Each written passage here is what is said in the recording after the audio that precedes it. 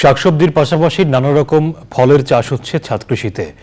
সাম্প্রতিক বছরগুলোতে উচ্চ মূল্যের ফল উৎপাদন শুরু করেছেন নগর কৃষকরা। এতে বৈচিত্র্যপূর্ণ হচ্ছে ছাদ কৃষি আয়োজন। বিস্তারিত শাইখ সিরাজের রিপোর্টে। এখন জন্ম সনদ দিয়ে খোলো বিকাশ স্টুডেন্ট অ্যাকাউন্ট। নিজের বিকাশ নিজে কর। ঢাকার ধানমন্ডির নুরুজ্জামান মুন্নার এই ছাদ কৃষির মূল আকর্ষণ হচ্ছে আপেল। যেখানে মাঠেও এখন পর্যন্ত আপেল উৎপাদন উল্লেখযোগ্য সাফল্য আসেনি, সেখানে এই উদ্যোক্তা ছাদ কৃষিতে চমক দেখিয়েছেন আপেল ফলনে। এখানে 10টি গাছে শোভা পাচ্ছে সবুজ আপেল ফল।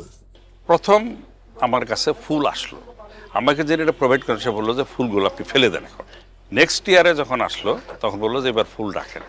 এইবার আমাদের এখানে এই মুহূর্তে 26টার মতো আপেল আছে গাছে। এই যে আপেলের সাইজগুলো একটু দেখেন, মোটামুটি। এগুলো কি ব্যাগিং করার প্রয়োজন হয়? না, এটা ব্রেকিং করি না, আমরা মসকুইটো নেট দিয়ে আমরা ঢেকে দেই। আপেলটা হচ্ছে এটা কারি আপেল, এটা 80% মিষ্টি, 20% টক। 8,000 বর্গফুট আয়তনের এই ছাদটিতে 128 জাতের ফল ফসল উৎপাদন করা হচ্ছে। জানা গেল কৃষির এই চর্চাটি করা হচ্ছে প্রায় 3 দশক ধরে। 1996 সন থেকে আমরা যখন প্রথম এখানে আসি তখন থেকেই আমরা ছাদ কৃষিটা শুরু করি। এখানে আমাদের 23টা ফ্যামিলির মধ্যে 3 জন they are very much interested for ছাদ কৃষি। আমরা 3 জন মিলে এটা করি এবং আমরা এখানে আমাদের যে দৈনন্দিন যে জিনিস দরকার, কাঁচামরিচ, নিত্য প্রয়োজনীয় যা আছে এগুলো সমানো করি। এই উৎপাদন কাজে গুরুত্ব দেওয়া হচ্ছে শুদ্ধ এবং উত্তম কৃষি চর্চার।